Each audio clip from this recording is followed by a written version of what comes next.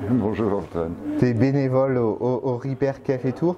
Qu'est-ce qui t'a motivé initialement à rejoindre cette association d'aide à la réparation, car tu fais partie aujourd'hui des plus anciens de l'équipe RCT? Ça s'est fait d'une manière assez amusante.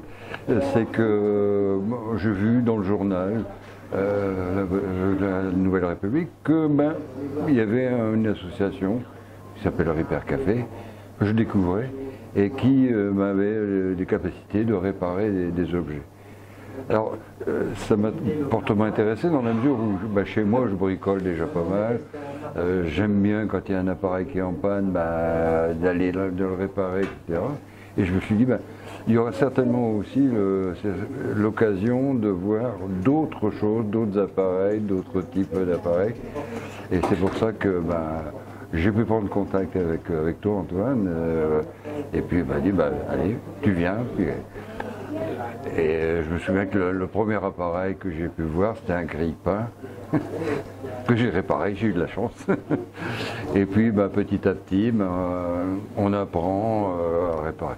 Et en plus, il y a le côté aussi rencontrer des amis maintenant au Repair Café, avoir des échanges aussi de connaissances, de compétences, et c'est pas négligeable. Et je suppose aussi que le Repair Café t'a peut-être permis d'apprendre des choses ou développer des compétences dans certains domaines? Oui, bien sûr, oui. Parce que j'ai beau être électrotechnicien, j'ai des connaissances, des compétences en électricité, mais on ne connaît pas tout, on ne sait pas tout. Et ne serait-ce que même quelquefois, quand il y a un four qui arrive, si on sèche un petit peu sur la réparation, il y a toujours quelqu'un qui est là pour dire « Attends, moi j'ai eu le truc, ça m'est arrivé. C'est celui-là que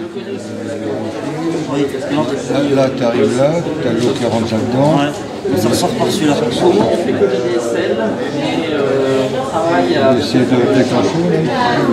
Attends, regarde un peu là, regarde par là, regarde par là. Donc il y a quand même un très fort échange de connaissances. C'est ça qui est important. Et l'importance, en quoi d'après toi, en s'investissant au cœur du Repair Café, on peut agir en faveur de l'écologie et la réduction des déchets? Ah, ouais.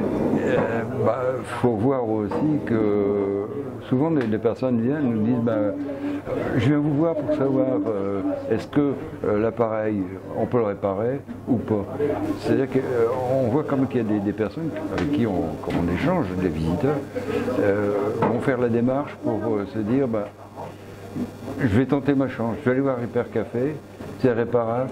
Ok, c'est bien, je suis content. C'est pas réparable.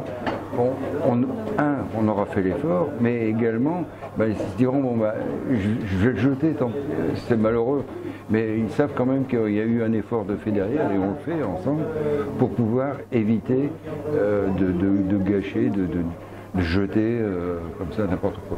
Grand merci Jean-Luc pour ton témoignage.